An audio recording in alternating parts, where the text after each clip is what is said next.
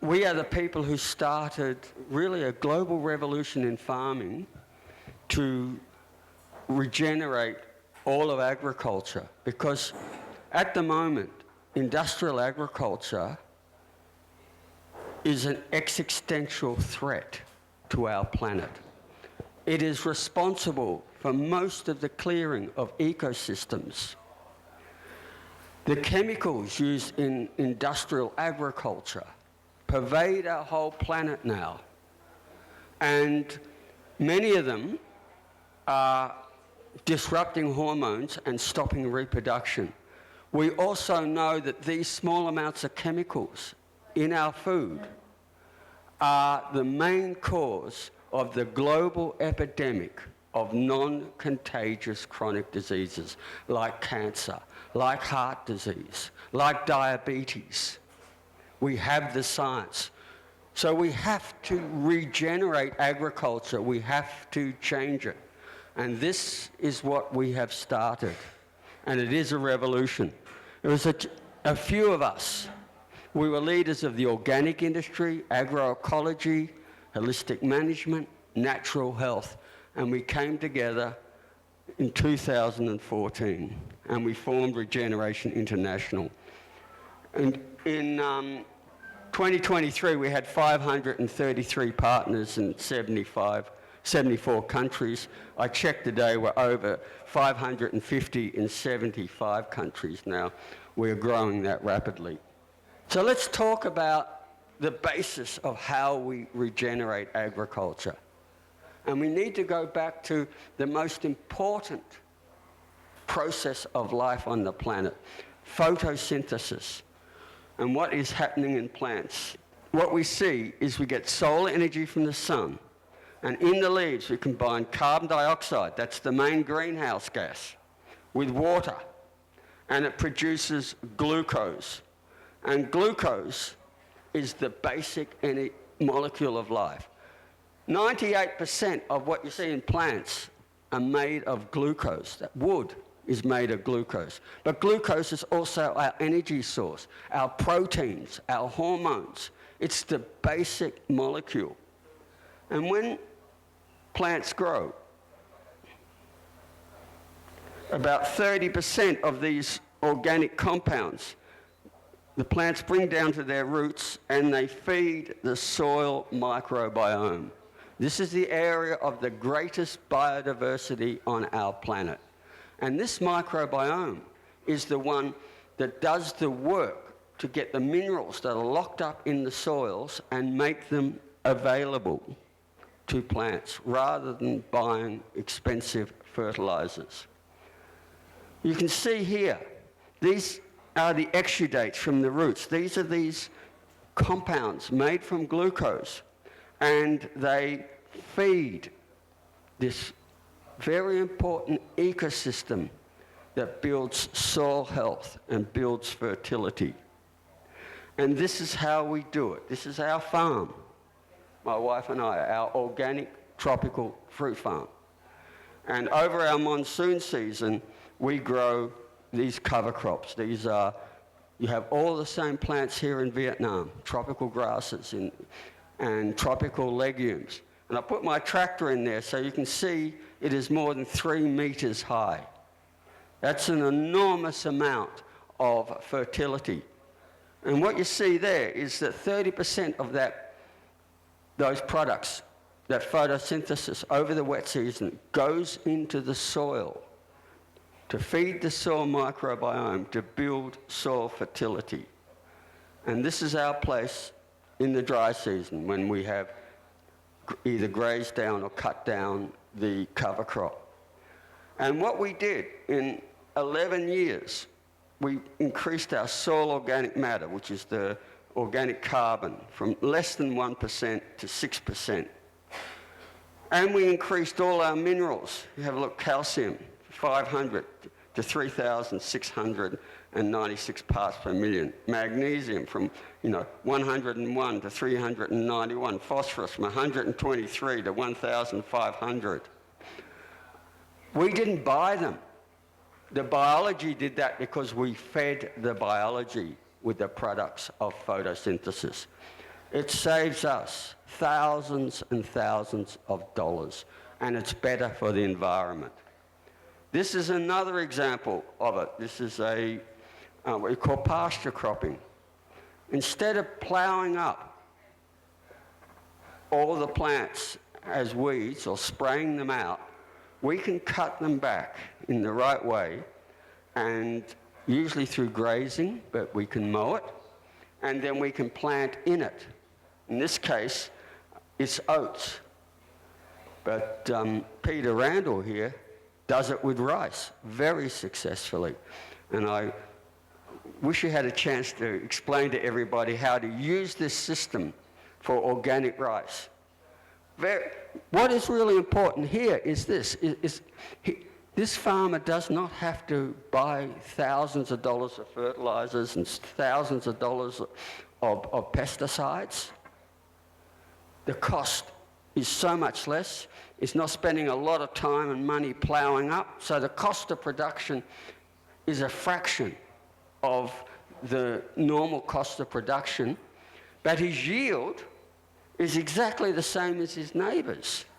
So he gets the same yield, less cost, but really importantly, after he takes the crop off, see the green there? That's pasture. He puts his sheep back on, so he gets 2 incomes, not 1, at less cost. And this is work here done by one of our really good soil scientists, Dr. Christine Jones. And you can see the difference here between, this is the farm I showed you. This is the farm next door. These people are brothers. They inherited their farm from their father and put a fence through the middle. And this is the normal industrial agriculture. You can see a little bit of carbon there, soil organic matter, but have a look at this. It's deep and rich in carbon. That's all the glucose compounds that have come into the soil to build fertility. And you look at the increases. Calcium, 177, magnesium, 38, phosphorus, 49, nitrogen, 40%, and so on. He didn't buy any of these. The biology, this management system, made them available. So he saves thousands of dollars. He has increased his fertility, he's lowered his costs, and he's doubled his yields. This is what makes a profitable farmer and improves the environment.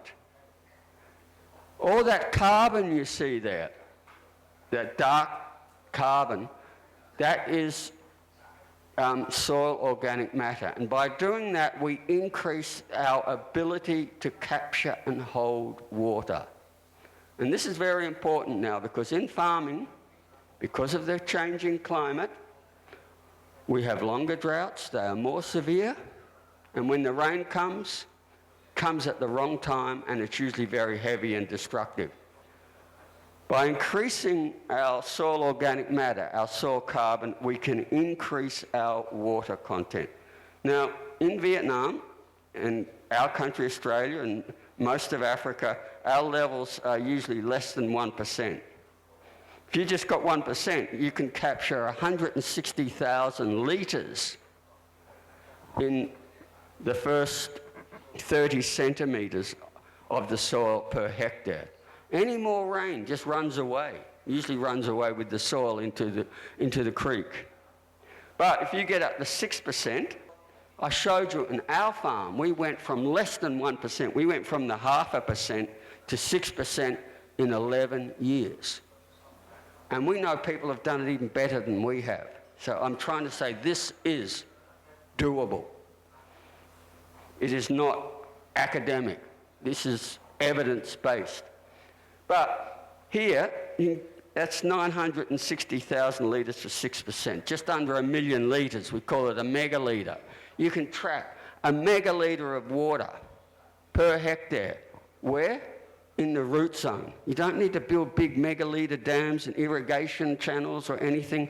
We can capture that rain, even though it's come at the wrong time of year, and we can store it so that when we go into drought, we have drought-proofed. And this is a really important, this is actually 1992, but now they have 40 years of this experiment. And what they've shown in drought years, the organic system, because we've got the soil organic matter, we have the higher yields than the industrial system because they don't have the soil organic matter. And 40 years of research shows consistently that in drought years, organic gets more than 30% higher yields. This is really important. I want to get rid of this notion that organic is lower yielding. With the right organic systems, we're equal, and very importantly, in climate extremes, higher yields. In fact, when you look at an experiment over 20, 30, 40 years, organic is higher because in the bad seasons, we get the higher yield, and we're getting more and more bad seasons. This is really important for us to have resilient systems as we go into climate change, because it's only going to get worse. So let's look at some of the other systems. Here we look at grazing, and grazing at the moment is one of the major forms of land degradation in the way it is done. But with our regenerative forms, we can regenerate these ecosystems so we can go from these bare soils and start bringing back biodiversity. And I want to show you this bottom one. This is 2002 in Zimbabwe. This is Alan Savory took this over, and 200 cattle were degrading it. He changed the way he managed. He didn't get rid of the cattle. He didn't destock. He changed the way he managed. And you can see the difference in 2006, in 3 years, the difference he's done. And this jeweler and I, we were here exactly a year ago in Zimbabwe, and this is what it looks like last year. You can see he's regenerated the ecosystem, all the tall grasses. You've got this beautiful mosaic of vegetation, incredible biodiversity. He's now has 400 cattle, but wants to get 200 more to manage the grass, so he's going to get 3 times the production. Plus, he's got all the native animals in there. We saw impalas and other types of deers and baboons, and he has a herd of elephants living there as well. So what I'm trying to say here, we can regenerate our farming systems. We can increase our yield, increase biodiversity. It isn't either or. We can do both. The other one I want to show here is how we can use these plants use photosynthesis, use plants for pest control instead of using pesticides. Because most insects have host plants. And if you have a look here, these are what we call the parasitic wasps. And they are also pollinators, just like bees. They need nectar and honey to become sexually mature. Without it, they can't lay eggs. Okay. So what happens here, by putting in these sort of plants, we can bring in these insects, and what they do is they lay their eggs on the pest, and that way their larvae control the pests. We can get pest control without using synthetic or any pesticides, actually. And what we can now do is change our farming systems and introduce these host plants. This is our farm, a rambutan farm in the tropics. And a lot of these plants, like Singapore daisy and pinto peanut, you have here. But what we're doing now is we're using the sunlight that our cash crop isn't using. It's falling on the ground now for ecosystem services. This sunlight now is powering all these plants that are giving us pest control. They're also putting all that glucose into the soil. They're giving us nitrogen. They're shading the soil and keeping it cool. This is an example of how we apply it. This is what we call push-pull, and it can be used in rice, corn. This is corn here. And instead of getting rid of all plants as weeds, we start bringing in the right ones. So this is Desmodium. It's a tropical one that you have here in Vietnam. And what it does, it repels the pests. And on the side, we plant what's called a trap crop. This is a grass called Napier grass. And the pest will go there, lay its eggs there. When they hatch, the plant has a defense. A lot of these plants are itchy. That's silica hairs. It cuts up the caterpillars, kills them, breaks the cycle. Similarly, these plants put out compounds that cause the suicidal germination of weed seeds. And this is a whole area of science now. We can add these plants to control bad weeds. And this is an example here.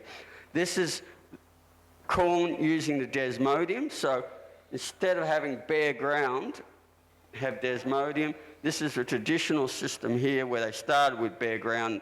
The weeds come up.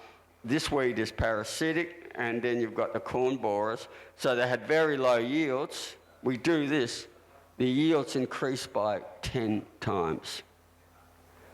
The system here now is applied in chilies, mangoes. We can do it in any system, rice, fruit trees, vegetables, and get high yields at very low costs. And lastly, I want to end on, I've just got 2 more slides. So we have new composting systems. And these are very easy. You don't have to turn them. They can be done at any style. I want to show you this. It's just a little bit of weld mesh shade cloth. Can be done on any size farm. So any smallholder farm can do this very easily at low cost. You've got a big farm, you just make it bigger. It's simple. But this compost, because it's very high in biodiversity, increases the yield. So that's the standard one with using synthetic nitrogen, urea, with cotton. This is what happens when you put the compost on. No fertilizer, just this compost, and you get 3 times the yield. These are the sorts of simple technologies we can use now to make farming cheaper. It costs nothing. It costs nothing to make this. And more efficient. And lastly, I want to end on these slides. This is SRI, where we can dramatically increase the yields. It's unfortunate that political pressure has stopped this research in Vietnam, but this is a slide from Vietnam showing here in Hanoi, showing after a typhoon that the SRI is far more resilient than the normal industrial rice or normal paddy rice. And we need to get this research started again, because we can get an average of 7 tons, 10 tons without too much trouble organically with this system. And my last slide is this one. Because in Vietnam and most of the world, the majority of farms are less than 2 hectares. This farm is actually less than 1 hectare. And they're doing what we call no-till, no-kill. They're not ploughing up, they're not digging up, they're planting in compost and mulch. And they get very high yields. They employ 8 people because of the amount that they produce. And they make $200,000 US per acre. $400,000 US. And the reason I want to show this is because this is something that can be done in Vietnam, done very well. This farm originally had 40 acres, but they realized that 2 acres done very, very intensively this way earns more money.